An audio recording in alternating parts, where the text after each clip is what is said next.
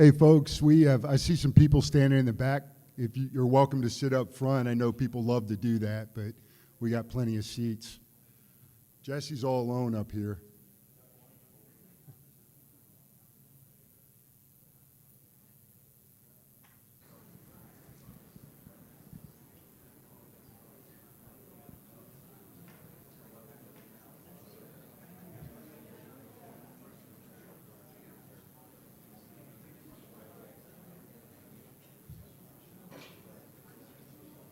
There, Jesse, you're friends. We gotta leave 20 minutes in, but we'll go right next to the door. Ah, that's it, so you can get out. All right, well, we'll get started. My name is Chip Daniels. I'm the head of government affairs for a mid-market IT company in Austin, Texas called SolarWinds. You may have heard of us. To my right is Tim Brown, our Vice President for Security and our Chief Information Security Officer. And we appreciate everybody's attendance here today. This is better than we could have hoped for. So thanks for coming. Thanks for everything you do for our nation. But to kick this off, I want to tell you a little story. Well, how many of you have heard of sunburst? Okay. Okay. Right? That's what we call the breach with a capital B, right? In SolarWinds, we call it sunburst. But let me tell you a quick story about how I first learned of sunburst. So there I was.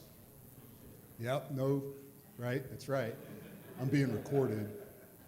I was an Army colonel in the Pentagon working for the Chief of Legislative Liaison, right? And this was back on January 6, 2021. So if you think about that date in the U.S., in Washington, D.C., in our capital, I went into work that day as a colonel in OCLL thinking it'd be a normal day, okay, right? With the riot that happened on the Capitol, it did not end up being a normal day. It was a surreal day. So between that day and the Biden administration inauguration about 2.5, 3 weeks later, was not a fun time to be on OCLL and the Army staff. As you all know, there were dueling political narratives going around D.C. The Army had some equities there because we're the executive agent for the National Guard. We got caught up in that, and it was just not a fun time. And in fact, I told friends of mine, I feel like being a cavalry officer again during a bad NTC rotation. The minute you think you got everything figured out, you go back and somebody says, hey, sir, the talk just got nuked, and you're like, oh, God, here we go. That's what that time felt like. And a friend of mine from years earlier in graduate school, we would, stay connected over the years. And I shot him a text, right, on this phone right here and said, man, my life sucks. Like, this is just horrible. And he wrote back and he's like, dude, I am the general counsel of SolarWinds. Just Google us. And I did. All right, I sat there in the Pentagon. I brought up SolarWinds. Biggest supply chain software breach in U.S. history, blah, blah, blah, blah, blah. And I texted him back and I said, you win, your life sucks more than mine, right? Well, I was in OCLL, so if you all know what OCLL does, we liaise with Congress, and so I was in the government affairs world. And I said, man, your government affairs people just must be freaking out. He wrote back and he goes, we don't have any. He said, we don't even have a government affairs function. I'm it. And he said, our first official act of our new CEO, who hadn't even taken over for SolarWinds yet, his first official act was to fly into D.C. and testify to the House Oversight Committee, right? So welcome to SolarWinds. You're going to get throat punched by members of Congress for the next 3 hours. He did that, right? And he could have walked away, quite frankly, and he elected to come in and lead the company, which, as we all know, the power of personal example and personal courage, it's one of the reasons I joined the company. That created a conversation. I was getting ready to retire from the Army, and during the course of that conversation, they said, we want to stand up a government affairs team, and here I am. So in a very strange way, I have the Russian SVR to thank for the job I'm in today. But I do remember researching Sunburst and thinking to myself, you know, I would hate to have been the CISO for SolarWinds during all of this. You know, where does that guy work now? You know, was kind of what crossed my mind. But that gentleman stands to my right. Tim was the CISO before, during, and after Sunburst. And the company decided that nobody was in a better position to understand what happened, what lessons we need to take away from it, and especially what do we need to do going forward, both internally inside of SolarWinds, but to help educate the IT and cybersecurity ecosystem, all of you. And the company decided to go on a campaign of sharing our lessons learned for everybody's benefit, because we believe that the cybersecurity environment requires the cooperation of both public and private sides of the house. It's essential. And Tim's been at the forefront of that. As I mentioned, he's our Vice President for Security and our CISO. We're lucky to have him. And Tim, I'll turn it over to you. Great, thanks, Chip. So yeah, not what I expected when I joined SolarWinds 5 years ago, right? Small software company based in Austin, great tools. People really do love our products because they're really integral to what they do, right?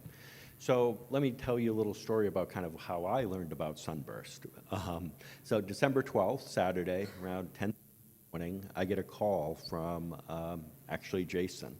And our general counsel says, hey, FireEye's calling, and they say that, you know, we have something going on. Can you talk to their CTO? So a couple minutes later, I get on the phone with Mandiant FireEye's CTO, Charles, and he said, you guys ship tainted code, right? And, you know, here's what it is. Since Orion is built in C#, you can decompile C# and actually see the code. And so very quickly we were able to determine, hey, this is true. So we're running around on a Saturday trying to say, okay, this is, you know, a CISO's nightmare, right? It's not a vulnerability in the product, it's actually that we shipped bad code. We start looking through our source control system, we can't find it anywhere, right? So we know it was in product. We know it was in products, essentially 3 products, three shipments of our product between March and June is when those products were shipped. So we knew that, right? So we knew it was there. We just couldn't find it anywhere in our entire environment. So we knew that between our source code system and somewhere else, it got there. So we started looking. We knew a few things. So as a public company, on Saturday we tried to work remote. Sunday we brought everybody into the office. We were there for about 4 weeks straight, trying to look through and figure out what happened. So we didn't figure out exactly how it was put into the code for about 3 weeks after that.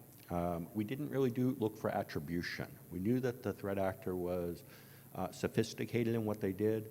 We knew that the code that they wrote was sophisticated in its nature and what it could do.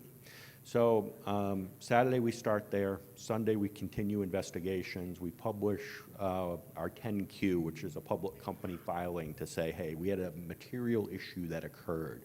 In that we called out that, hey, this was sophisticated actor. This was a supply chain attack. At that point in time, why I coined it a supply chain attack was simply because it was our internal supply chain, because it didn't happen in source code, it happened in build system and ended up in product.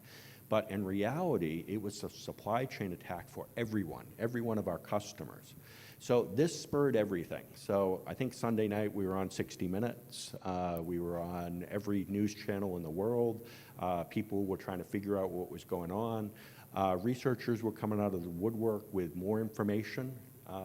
Really, the researchers really helped, right? They came across and said, hey, this is what we see, this is what we have found, this is what initial attacks look like, this is what secondary attacks look like. Our original number was 18,000, right? The reason for 18,000 affected customers was that was the high number of potential downloads that we saw. So anybody that downloaded one of those affected versions is what we called affected. Fast forward to now, we know that we originally announced 9 agencies. It according to the GAO report, it was 4 agencies that were affected going to secondary, and under 100 customers really went to that secondary attack vector. And 100 is stretching it, is still a very conservative number. So most of the customers were configured in a way that they were not able to go to secondary. So the attack itself, the code itself had to resolve a domain name, a VSM cloud, then it needed to connect to an unknown command and control server. Most environments had their Orion configured behind their firewalls in an appropriate way so that they couldn't call out to an unknown command and control server. Therefore, the majority of customers were not affected. So why did the threat actor write the code in the way that they did, right? You know, we believe that they had targeted certain sets of agencies, and they went to those agencies with that type of configuration in mind, because they put a lot of effort into this whole operation that they did. So attributed to Russian SVR, they started with email. So they started by tainting our email. We believe that O365, we believe that they tainted the email during our initial friends and family deployment. So we deployed to 25 people, and we tested it. During that test run, we believe that's where they came in and got enough privilege to be able to install what is called an illicit consent grant. It means that they had the ability to read email. So then when we went into production, we turned on all of conditional access, all of MFA, put security around the outside of it, but that was still a present, that module that allowed for reading of email. Microsoft, during their congressional testimony, said that we were one of 60 companies that had this model implemented against them. After the fact, they came out a little bit later and said 240 at that point. So it was a known model that was being utilized by threat actors to be able to look at email. With that, they didn't just use automated methods to be able to watch email. They took actions based on emails that, for example, I wrote. And in the body of an email, I wrote context. And that context was actually read by somebody and said, we need to add additional people to our watch list. So that was the level of reconnaissance that they were doing. You know, the reconnaissance, you know, essentially worked. You know, what they learned is they learned what our systems looked like. They learned who the administrators of the system. They followed up with very targeted spear phishing attacks against certain individuals. What the result ended up being was that they got into our environment, and I wish I could tell you what patient zero was, because I don't know. One example, one possibility is a 0-day in one of our network control softwares that was running. One is a spear phishing attack that worked. We definitely know reconnaissance was in place, but we can't come down to the exact, hey, this is how they definitely got in. What we know is that they utilized a service account from New Jersey to insert what is now known as Sunspot into the build environment, and they inserted it into a transient virtual machine. So when we build, we're building 14 products. Takes hours, if not days, to build the full Orion suite. So in that, we have what we call Team City. Team City runs, spins up virtual machines to compile different sets of things. So anywhere between 10 and 30 of those virtual machines running at any point in time. And then they get torn down, and then they're gone. But what they did is they inserted themselves into that creation of the virtual machine, transient virtual machine, what's now known as Sunspot, watched for certain modules to be being built. Then it inserted the Sunburst code into those modules, built it, then we went through, built it, signed it, shipped it. Now, they did a test run in October. So that test run had no code in it whatsoever. And it just simply had a return. That was their proof of concept. They came back into our environment in February, March, and with 2,500 lines of code, those code did not change, and then they left in June. So they left trying to not be discovered. So the whole idea of their mission was to be quiet, to be stealthy, to not be discovered that they were there.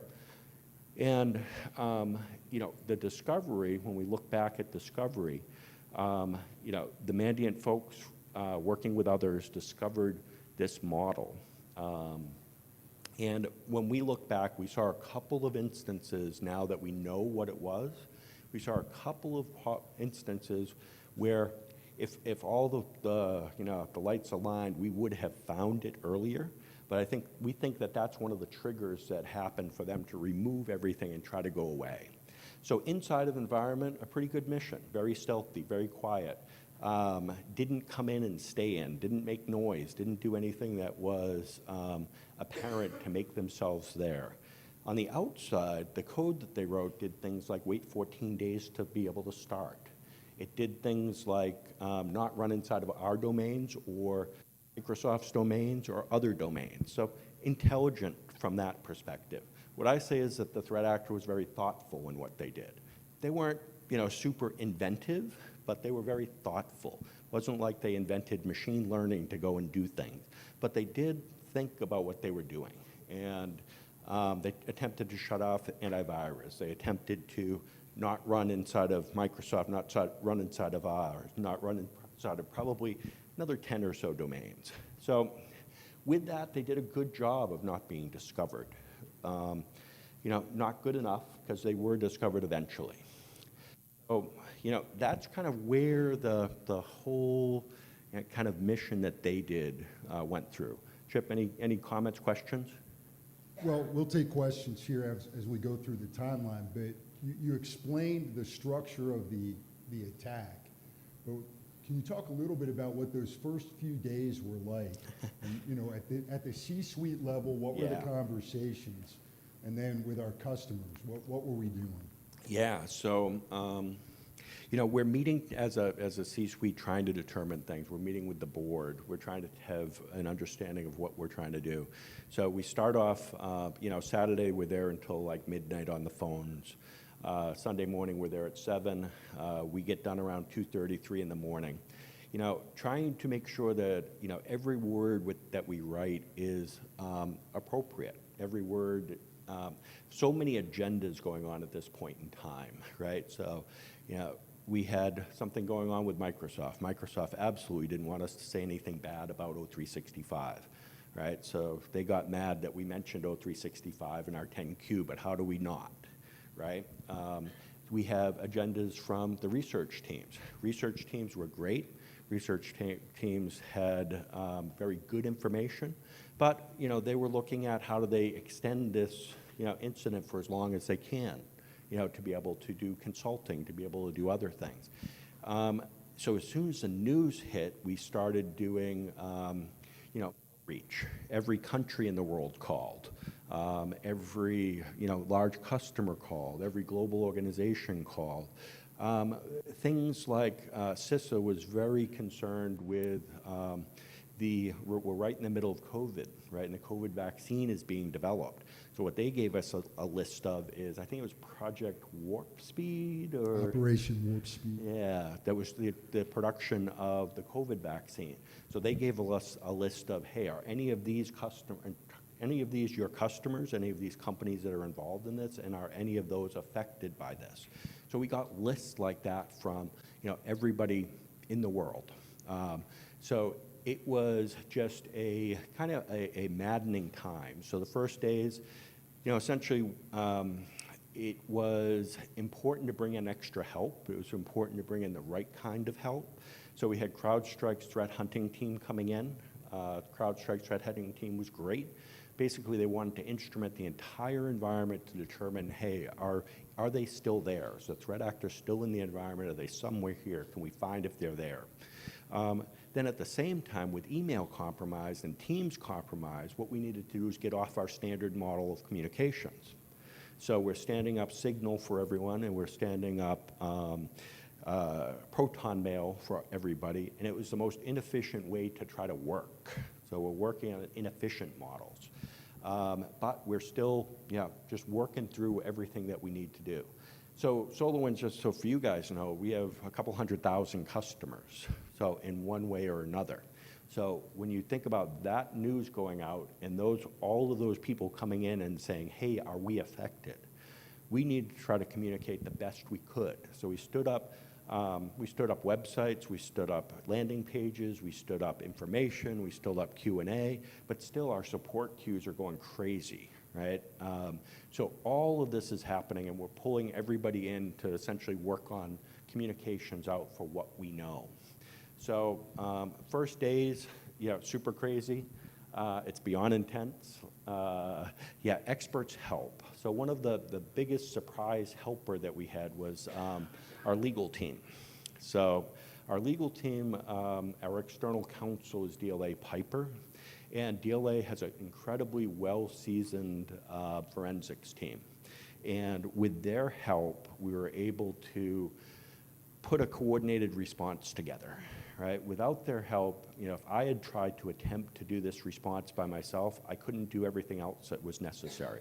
So it was fantastic to have a third party come in and say, hey, you need to fix up multiple streams. You need to have an engineering stream, an IT stream, a communication stream, all of these different streams of focus. And what we did is assign different leaders for each one of those. We came back in together at 9 o'clock at night every night, and then we had board meetings at 10 every night. So the board was very involved. Through this, you're just going crazy. You don't get any sleep at all. You're in a, kind of in a mode where you're working on customers or others all day long, and then you start at night. That's when you review documentation, and you review what we're putting out, and you make sure that all of the words that we're putting out are correct. You do that at, from 10 to 2 every night. So that goes on for a few weeks. We really wanted Christmas to come up. Christmas was an extremely helpful timeline for us, not because we took Christmas off, but because we didn't, and the rest of the world took Christmas off. So we did take Christmas Day off, but when that type of things happen, our support queue, for some reason, I need to check my number on this one, but for some reason, 19,000 sticks in my mind that our support queue was at. So what we were able to do is catch up over that week of Christmas and really be able to, learn more, get more information out, get more information ready, solidify a lot of things. So where the rest of the world kind of slowed down a little bit, we were able to catch up in that time period. So that's a big time to be able to catch up and learn. And we essentially rallied the entire company. So the entire company was on queues to be able to call people and call customers, have them understand. The other great part of it was, CISA was a fantastic partner with a, motivation to just amplify the truth.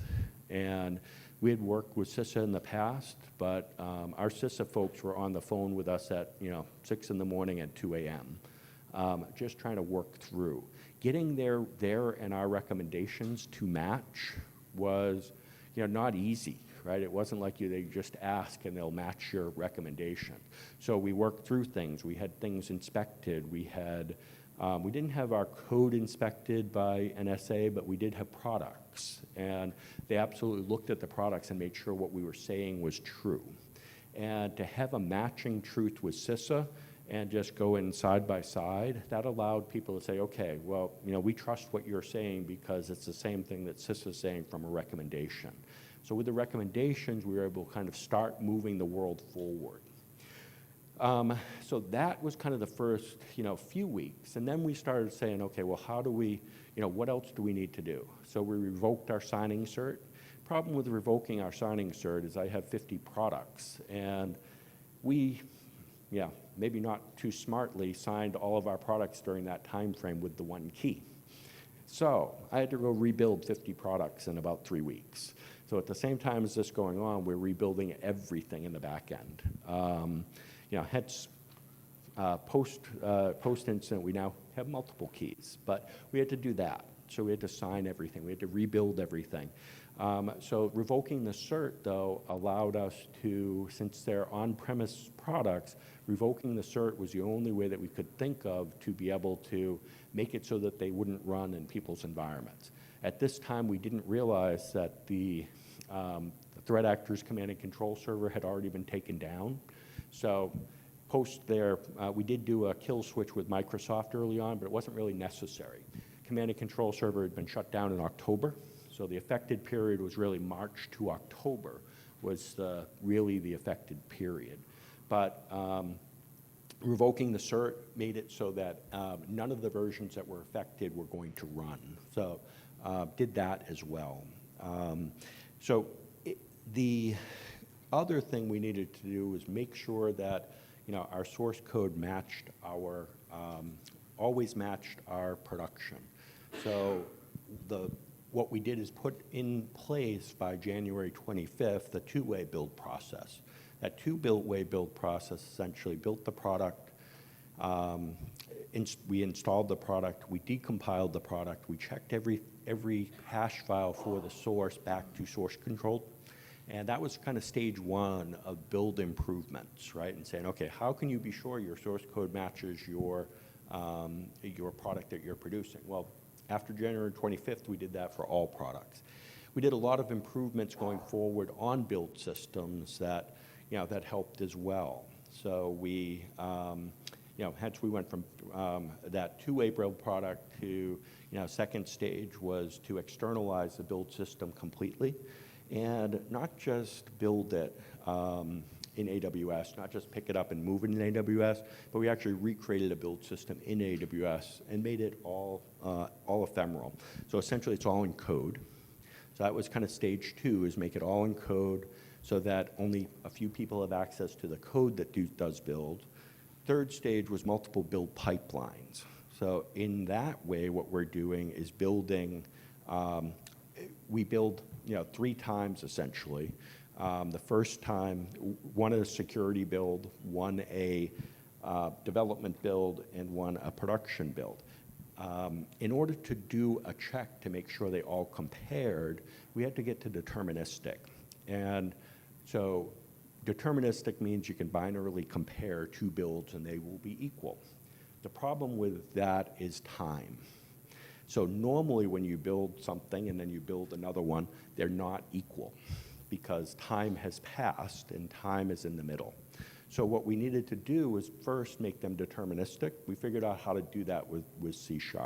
So with deterministic builds, 3 pipelines, no one person having access to each of the pipelines, then we can make sure that in order to affect our build system in the future, you would need collusion, at least amongst 3 people at a minimum to affect builds. So unique, different build environment, and what we did was we open sourced that to the world. So along the path, what we've been trying to do is make sure that we are open sourcing things, we are helping the community, we're helping people at large. The first thing, probably not for folks in this room, but a lot of people were surprised that the adversary even existed in that fashion, that it wasn't a movie plot, right? And that's the first education for really the private sector, right? That, hey, Russian SVR works, they exist, they are doing major operations. Those major operations, if you are a target, will be patient, will be stealthy, will be hard, and will be extremely difficult to detect. With that, we've kind of put the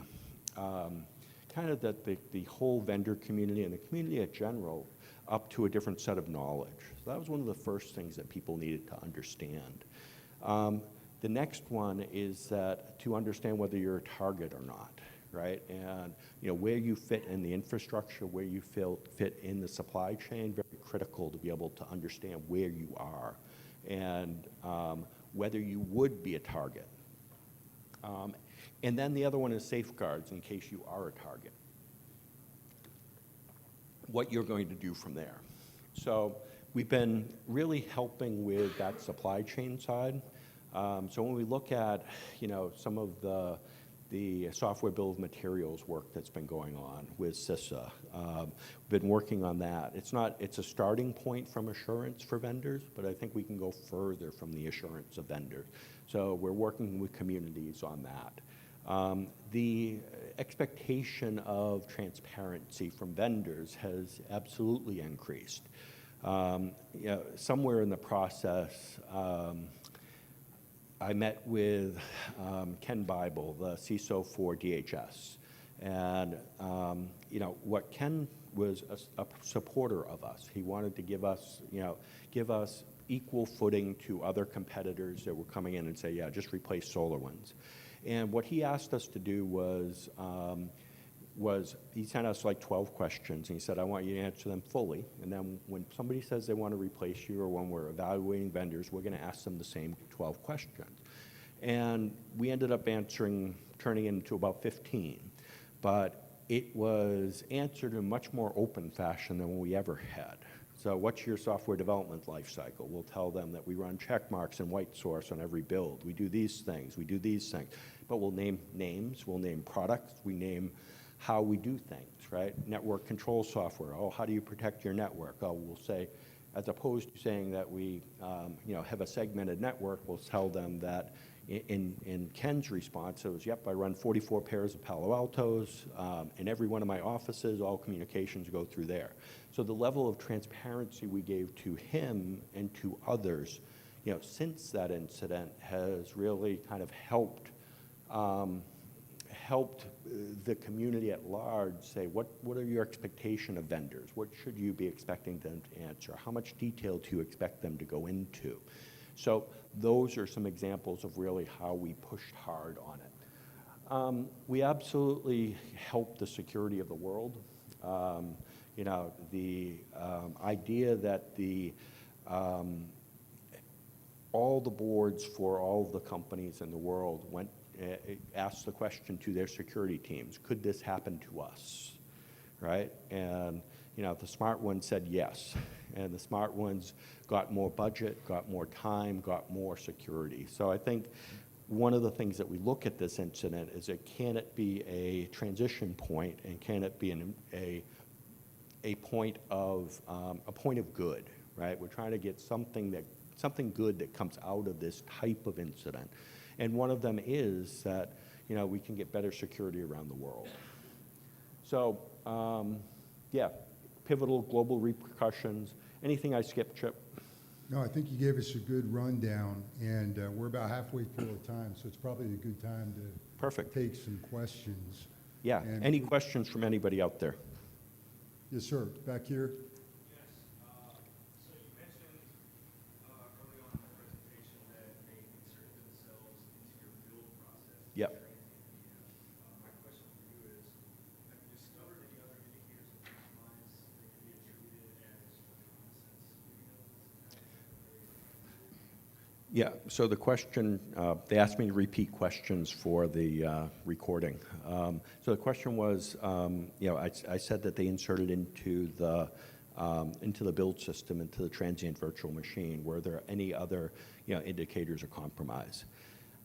So they did a good job of being quiet and stealthy, right? When we look back and we say, okay, this account was compromised, or this account may have been utilized. So there were definitely a couple of account takeovers that we could see when we look back, when we do our full analysis. But it wasn't noisy. It wasn't that they were playing around with that type of access when they got it. It wasn't like they were doing things that were, easy to find. So we had, basically forensics looks go on for 5 months. About 5.5 months. We had, CrowdStrike digging into everything. And we also brought in a different partner, KPMG's forensics team, to look at the build environment because they were more familiar with build systems. But the basic indicators of compromise were a little bit of impossible travel, right, that we could see after the fact. Sometimes you go by, and one of the things that we wish we had was better forensic material, right? You could only store so much log data, right? O365 and Office only gives you about 6 months real time. You can go back to them, which we did, and came back with terabytes of information. But the amount of data that you need post-incident is just pretty crazy, right?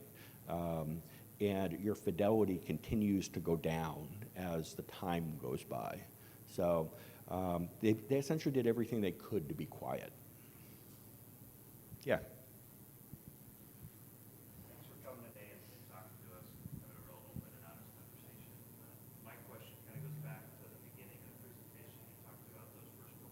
Yeah. I would imagine you had a lot of people knocking on your door to help. Yep. What was your decision process to go, who do you bring in? Who were the right folks? Yep. How did you make that decision? Yeah, absolutely. Great question. So the question was, on those first 2 days, you have plenty of people coming in to ask for, saying how could they help? How do you make that decision of who to go with? So you're absolutely right. Everybody wanted to help. Everybody wanted some piece of either helping with one way or getting in the news for their own sake, right? So you have both sides of that. So we'll start with that one first. Research community, fantastic, no question. But there are different motivations. That's one of the things that surprised me about the number of motivations that were alternate in the middle, right in the beginning. I never at all, so Mandy and FireEye, great guys, really get along with them. Fantastic research, never lied, never gave any information that was untrue. But at the same time, they were building their business. Right? And I can tell Charles he owes me $1 billion of his evaluation that he got from Google. So different motivations. Then you had other researchers coming in with other information that was, again, just getting them into their news. Responsible disclosure, meaning that you find something in a product, you ask them to fix it, and you give them a reasonable period of time. 90 days usually is kind of reasonable to put a release out. The research community went to 0 days. They said, I found it, let me get in the news. Stand up in their hand. So things like that absolutely occur. So how did we decide who to go with to help? A lot of it ended up coming into legal and how many people we had immediate relationships with, so we didn't need to go through contract, we didn't need to go through things. So for us, DLA Piper being the largest legal firm in the world, I found out after, had always been our external counsel. By putting things associated with them, we could use their paper, essentially. So hence, that's why CrowdStrike. That's why KPMG Forensics team. That's why, some of the others. But we also looked at things like, okay, who can help most? We run reversing labs on every build as well. That helps us with that matching of source code to product. So we run them. But it was really who can fit the need at the point in time. Who do we have that we can immediately get to in the first days?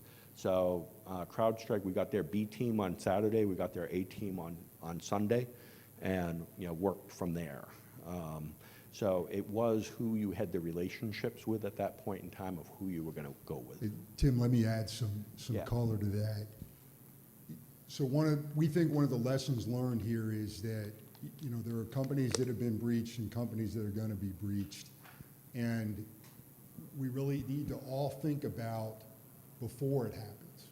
What's the response going to be? What kind of resources might you require? Therefore, what relationships do you require today to be able to bring to bear all those tools? In a way, we got lucky with having that relationship with DLA Piper, who had so many other clients and contacts that they could quickly move across their spider web and pull in resources. That may be something folks want to think about now. Yeah, so relationships with FBI, relationship with CISA, we brought in Chris Krebs to help us with relationships with the national defenders around the world. So Chris and Alex are operating K&R Group, I think. But Chris gave us intros to the national defenders. So one of the things I didn't say is, we went from individual customers, individual entities to like all the ISACs of the world. For Army, we probably had, 3 or 4 calls at least. And what we're trying to do is just, kind of spread the truth. And with that, we look to spread the truth. All the ISACs of the world as well. Please. Hi, Stacy Dawn from CGI Federal and former Federal CISO.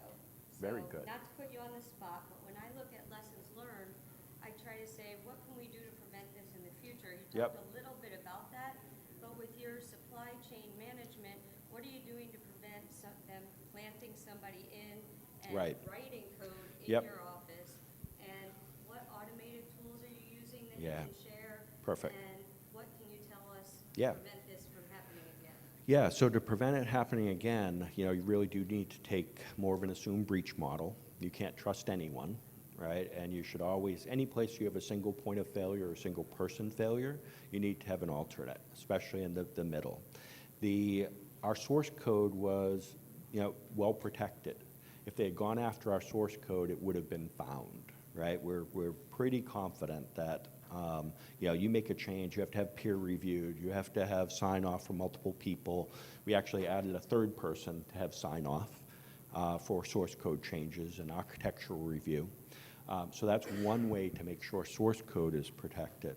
The other part is to make everything ephemeral, so nothing lives for a longer period of time. So meaning that everything is in code, therefore you can't, affecting that code makes it like source code because it is checked into your source system, it is in your source system. So to make a inappropriate change to that model, it would get caught.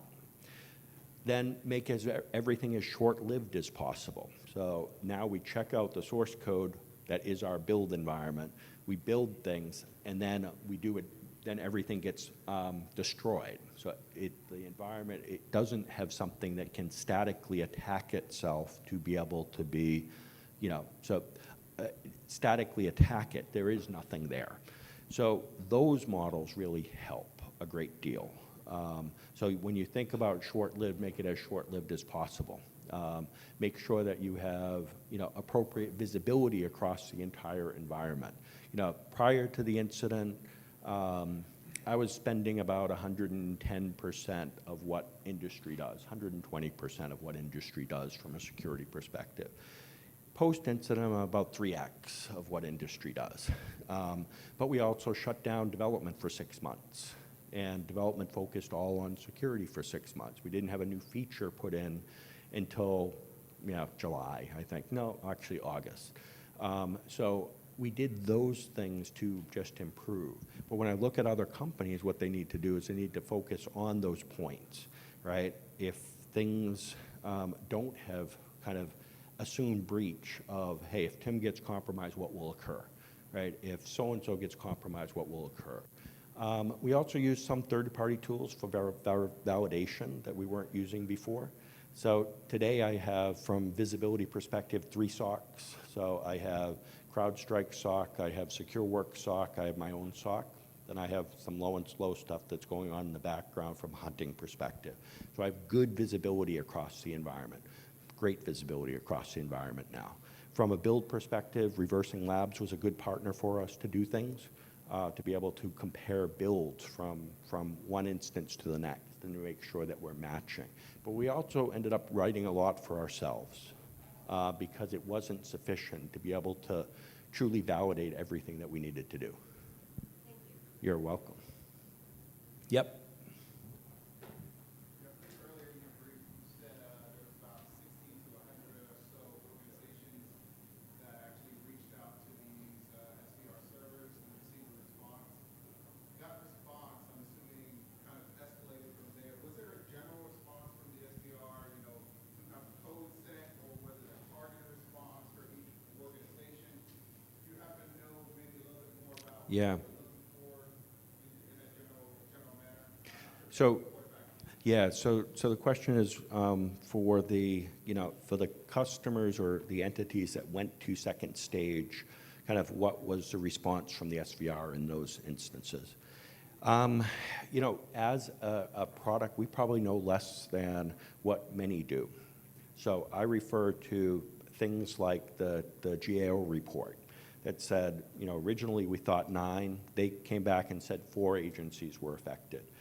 We don't know what happened in those agencies. The threat researchers have been able to, since they were working on companies that got affected, they would know kind of what the secondary attack models were. So just to be clear, so what happened is that if the code was activated, the SVR got privileged access to the Windows machine that was running Orion. It did not get access to the Orion infrastructure, did not get access to the information on the Orion server, it got privileged access to the Orion box. And what they then attempted to do is move laterally within the environment from there. So a lot of the research shows the methods and models that they were using to go laterally within the environment. So we don't have a lot of detail whether it was different for each one of those customers or what they were doing afterwards. Essentially the customers didn't really talk to us very much about what their result was. What we did is basically a hotline to look to who went to secondary, right? And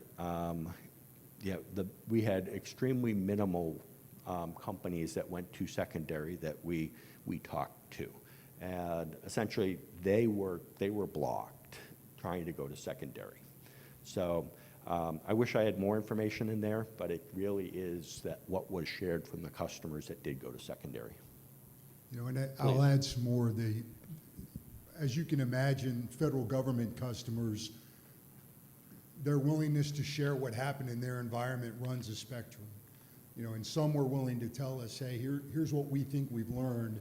So there was this two-way flow of communication. Others, to this day, haven't really told us what happened. And the customer's security environment obviously affected the whole impact of the event. Those companies or federal customers that told us they were air-gapped and truly were air-gapped were not affected. Some told us they were air-gapped and they really weren't air-gapped. They were affected. So that's one of the reasons we say there has to be this mutual exchange of information to totally understand what had happened. And there's a lot that can be shared. And you'll hear, if you've listened to Chris English, the National Cyber Director, speak, he says oftentimes we have to move to a point where to beat one of us, you have to beat all of us. And that's a change in thinking from the way we've all grown up thinking. We looked at our own environments, our own products, but we really need to look across the entire ecosystem if we're going to get out and stay in front of this. Right. So, yeah, and that's one of the things that we do encourage is kind of two-way sharing, and it's difficult, right? It's difficult for a lot of reasons. From a privacy perspective, from just a embarrassment factor for some. So understanding kind of what that secondary layer was. A few have come out to say things like that publicly. In the background, just meeting with thousands of customers, a number of customers in different sectors, would say, yes, I was attacked by them, and yes, they used similar models against us than it did you, and yes, they were successful, but we didn't need to talk about it, so we didn't. So, but I think two-way sharing is an important component. A number of our entities want one-way sharing and not two-way yet. I mean, you can imagine different customers have different equities, so most customers want to know how they're affected immediately. That's why the number one question was, am I affected? But, the Department of Justice, for example, has an investigative, equity. Their motivations for determining what happened, how long it was going on, are different than somebody who wants the threat actor out of their environment as fast as possible. So balancing those different equities was a huge challenge. And, a year and a half later, a little more than that, we still feel, the repercussions of those. But you have to have a way to filter through what those different equities might be and address them appropriately.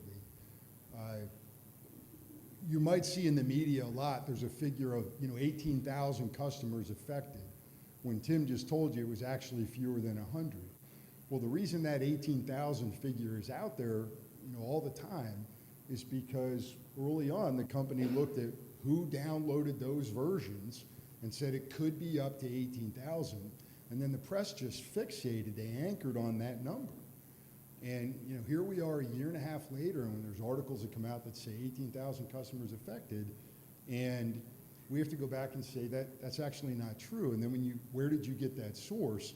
Well, I mean, you guys know what they do is they're all referencing each other's articles in the media, but nobody's actually going back to verify what was real. You know, I live and work in DC, and I'm there to represent SolarWinds in DC, and I'll read an article in a major publication, I won't mention any names here, and I'm like, hey, you know I'm here, why don't you call me and ask for our view of this? So there's a lot of lazy journalism out there too that's sometimes frustrating. Yeah, media is always difficult, right? Yeah. And one of the things during an incident, since you won't talk to media, they find somebody that will, right? Exactly. And in our case, one of the major sources was somebody who predated me, was not really part of the security team for the company at all, had come over from our MSP team, and he's quoted for a source for, SolarWinds security posture and all over the world,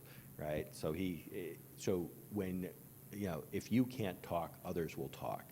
And we chose not to talk, right? We said we can't handle, if we try to fight every, misinformation that was in press, that's all we would be doing, right? So our focus was, how do we get customers safe? That was the primary focus that we were working through, and you had to just ignore it, right? I didn't read press, right? If you look at the number of bad things that were said about me in January, they were pretty extensive, but that's okay, right? We were able to, get by that. We were able to help our customers, just so folks know where we are, right? So prior to the incident, SolarWinds renewal rates were in the 90s, 93%.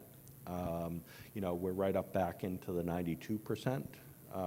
So we've really, I guess the lesson is there, it worked to be able to work through and regain trust in everybody.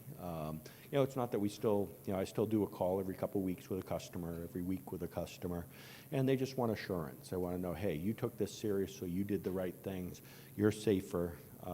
In many ways, customers say, okay, you're the safer bet because you went through this and you spent 6 months, redoing, your development environment. You had inspection by people. You spent millions of dollars. So, not that I want anybody ever to go through it, but the reality is that you can come through this and still be okay, right? And then if you can use this as a way to teach others how to be better, and then bump up the level of security for everyone, in the world, then, we essentially all win. Hey, Tim. Yeah, please. Can I hijack your session for like 2 minutes? I appreciate that. This is completely unscripted, and Chip and Tim are looking at me like, what the hell are you doing? But, hey, so as the Commanding General of the Cyber Center of Excellence and the co-host of AFCEA TechNet Augusta, I get some degree of control over who comes and runs these sessions. I invited SolarWinds to come to AFCEA TechNet and jumped on the opportunity when they were open and said, you know what, we'll come expose our after action review to the community, because that's the kind of company that they are. So in a former life, I was the Deputy Commanding General of Army Cyber Command at the height of our response to this incident. And Ian Tarasevich, sitting over here on the side, can correct me when I misspeak or say something incorrectly. We did take Christmas off, but it might have just been Christmas Day. With daily reports up to the G3 of the Army, weekly reports up to the Vice Chief of Staff of the Army and the Secretary of the Army. SolarWinds, of their own volition, sat down on a VTC with us, I think on day 3 of the incident. I don't know, Tim, if you remember, I remember. Yeah, and so was your CEO, to outline what was happening. This is a transformational, pivotal moment. And the reason why I asked to grab the mic is because you just heard one side of the public-private discussion. Well, I'm representing right now the public side of that conversation. If you're wearing this uniform, we need to take the lessons from this experience and leverage them for all of our future incidents. And don't wait until you're neck deep in the incident before you establish those partnerships, those relationships, understanding who it is that you'll be working with in the time of an incident response. We took a huge number of very valuable lessons learned from this about what it means to partner and what it means to partner with a stand-up company that's going to pull back the curtain and expose the information in a forthright manner. And when we came and offered our insights, it became a bidirectional dialogue where we were mutually beneficial. It is the only way that we will survive incidents like this in the future, and you can rest assured that it's a matter of time before they happen. So please take note, if you take a picture of this slide, because it is representing what we need to be able to do in a public-private relationship moving forward. Sorry about that, Chip. Sorry about that, Tim. Appreciate it. No, sir, really Thank you. appreciate that. We appreciate the invitation as well. And I'm glad you understood what our purpose was here. It's to make us all better. And you know, there was a conversation inside the company, how long do we want to keep talking about the breach, as you can imagine. And you know, having spent 28 years in the uniform that many of you are wearing, I said, look, the United States military and the Army in particular, it's the most self-critical organization I've ever been a part of. And they're all about lessons learned and getting better. You know, and I said to our CEO, and Tim knows this, the more we talk about this, the more quickly we reestablish our credibility. So we thank you for the opportunity to come do this. And we're pretty much wrapped up on time, but Tim and I will be down on the exhibit floor at booth 218 from 1 to 3 p.m. So if anybody has any other questions they didn't want to ask in here, we're willing to talk about it. Sure. Hi, Stacy Dawn. I'm former CISO. One of the most important things that you can take from this is in the future do tabletop exercises and do them more than once a year so that you know who to call, because when you are attacked, it's so fast and you have to react quickly. Thank you. Great point. Yes. Test, test, test. All right. Thanks, everybody. Appreciate your time.